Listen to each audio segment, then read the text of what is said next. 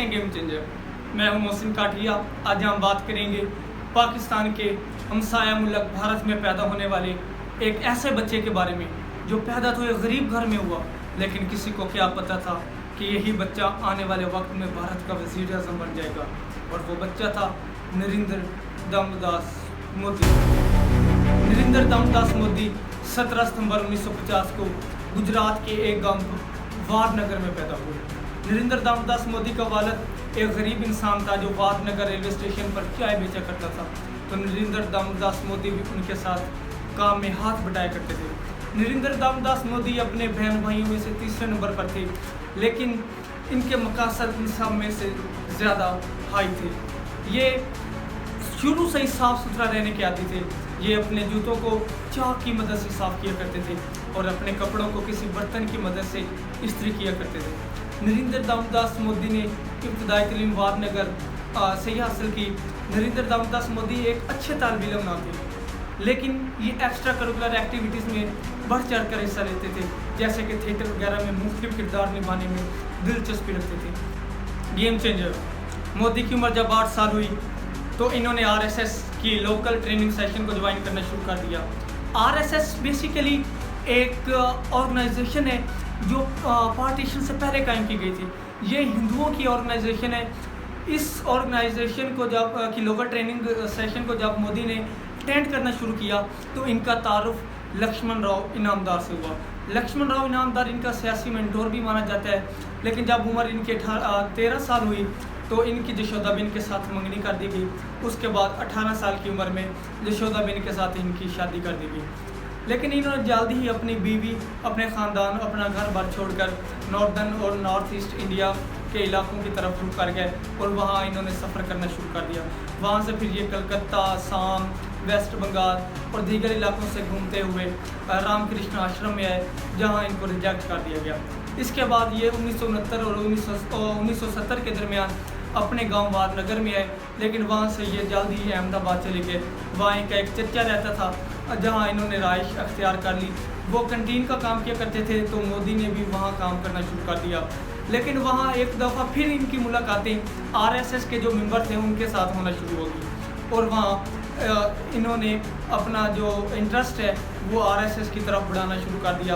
और कुछ ही देर के बाद इन्होंने अपने चचा की कैंटीन को खैरबाद कहकर RSS को मुकम्मल तौर पर ज्वाइन कर लिया और फुल टाइम RSS के कंपेनर बन गए। Game changer. आपको एक बात और भी याद रखनी चाहिए कि 1971 में जब पाकिस्तान और इंडिया के दरमियान में एक वार हुई तो उस दौरान जो पाकिस्तान को तोड़ने के लिए कार्रवाइयाँ की जा रही थी, उन कार्रवाइयों में मोदी ने भी अहम किरदार अदा किया। इसके बाद एक न्यू दिल्ली में हुकूमत के ख़िलाफ़ एहतजाज होता है, जिसमें मोदी ने भी हिस्सा लिया। इस एहतजाज में नरेंद्र मोदी को गिरफ़्तार कर लिया जाता है। जब इनकी गिरफ़्तारी हुई तो लक्ष्मण राव इनामदार उन्होंने सोचा कि अब इनका मेंटोर बना जाए। इसके बाद 1975 में इंदिरा गांधी पूरे मुल्क में एमरजेंसी नाफिज कर देती है और इस एमरजेंसी के दौरान जो अपोजिशन लीडर, अपोजिशन जमातें थी, उनको उन पर बैन लगा दिया जाता है। जब उन पर बैन लगा दिया जाता है तो मुख्तलिफ जो अपोजिशन लीडर थे उनको जेल में भेज दिया जाता है। इसी दौरान मोदी को भी अंडरग्राउंड होना पड़ा। जब मोदी अंडरग्राउंड हुए तो ये मुख्तलिफ बेसों में कभी ये सिख और कभी मजहबी पेशवा बनकर घूमने लगे और हुकूमत के ख़िलाफ़ पम्फलेट प्रिंट करवाने लगे। Game changer. यहाँ आपको एक और भी बात बताते चलूँ कि 1978 में मोदी ने BA की डिग्री हासिल की पॉलिटिकल साइंस में school of open Delhi university से। इसके बाद उन्होंने MA की डिग्री 1983 में हासिल की, लेकिन इन डिग्रियों के मुतालिक शदीद तहफ़्फ़ुज़ात पाए जाते हैं कि ये डिग्रियाँ ठीक हैं या जाली हैं। इसके बाद 1978 में मोदी को सूरत और वडोदरा का रीजनल RSS का कंपेनर बना दिया जाता है। इसके बाद 1979 में ये दिल्ली चले जाते हैं, लेकिन जल्द ही वापस आ जाते हैं। इसके बाद इनको BJP के सुपुर्द कर दिया जाता है और ये इस जमात को ज्वाइन कर लेते हैं। Game changer. 1985 में म्यूनसिपल इलेक्शन होता है, जिसमें मोदी ज़बरदस्त कंपेन करते हैं BJP के लिए और BJP को ज़बरदस्त कामयाबी हासिल होती है।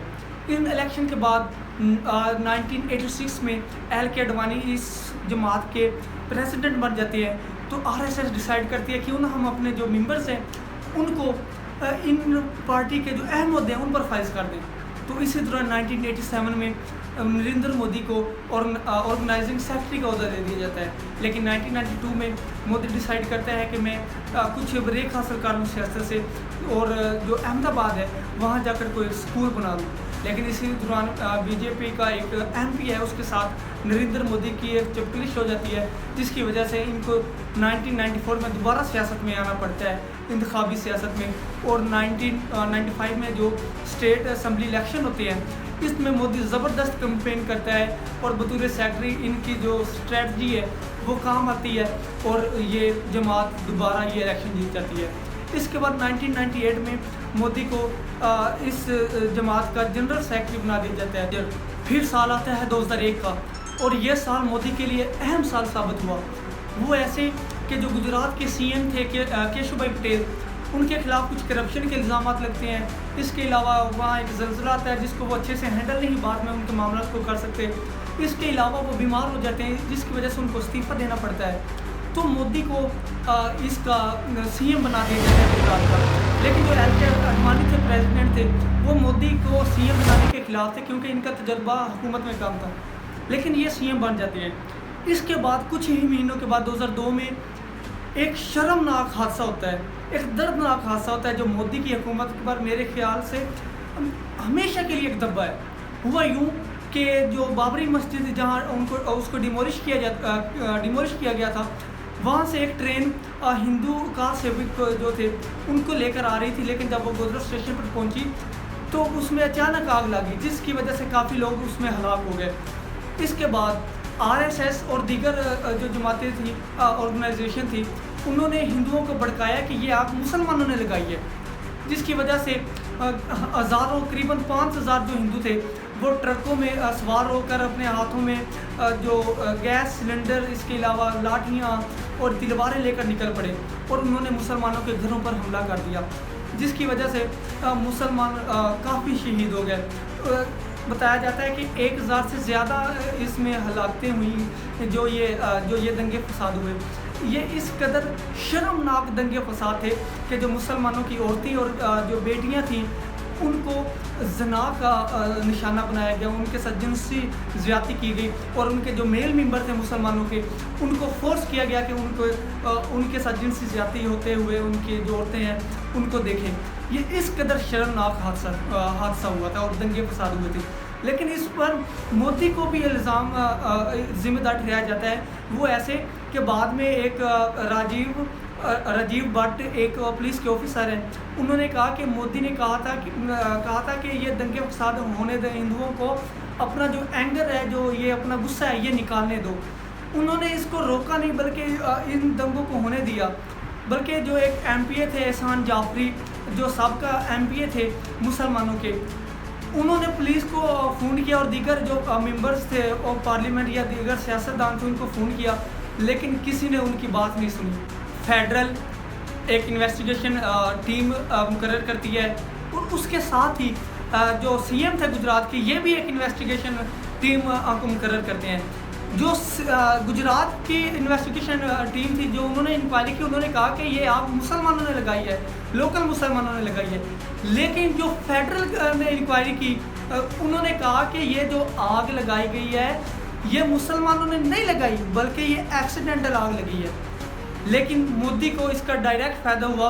वो ऐसे कि इससे पहले कुछ इलेक्शन हुए थे जिसमें बीजेपी काफ़ी सीटें हार चुकी थी, लेकिन 2002 में जो इलेक्शन हुए इसमें रिलीजन पोलराइजेशन जो है या हिंदू मुस्लिम रेटरिक है, इसका मोदी ने खूब इस्तेमाल किया और 2002 के इलेक्शन बीजेपी जीत गई। यूँ मोदी को डायरेक्ट फ़ायदा हुआ।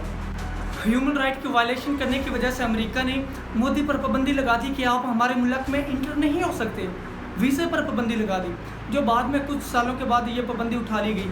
लेकिन 2007 और 2012 में जो इलेक्शन हुए, मोदी ने इन इलेक्शन में भी हिंदू नेशनलिज्म का जो एक एलिमेंट है वो नहीं छोड़ा, क्योंकि उसको तो वोट हासिल करने थे, उनको अमन सुकून से तो कोई वास्ता नहीं था।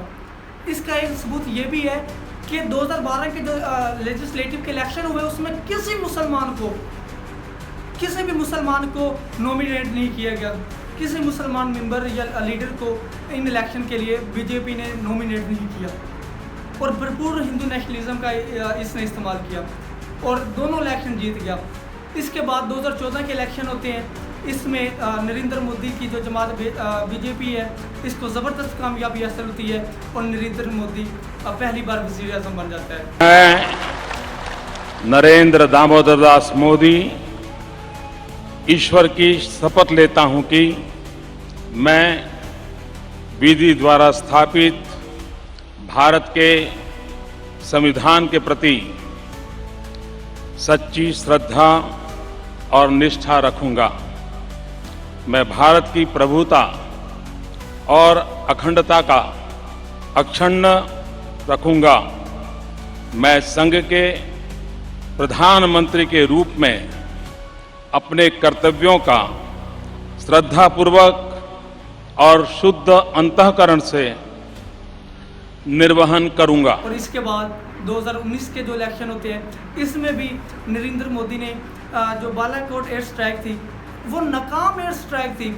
हमने उनका पायलट अभिनंदन को पकड़ लिया था, जिसका एक मशहूर जुमला भी है कि टी वाज फैंटास्टिक, लेकिन इन्होंने उसको इस्तेमाल करते हुए कि सिर्फ कि हम मुसलमानों के ख़िलाफ़ हैं, मुसलमानों पर हमने एयर स्ट्राइक की है, उस वजह से उसने इसका भरपूर इस्तेमाल किया और 2019 का इलेक्शन भी जीत गए।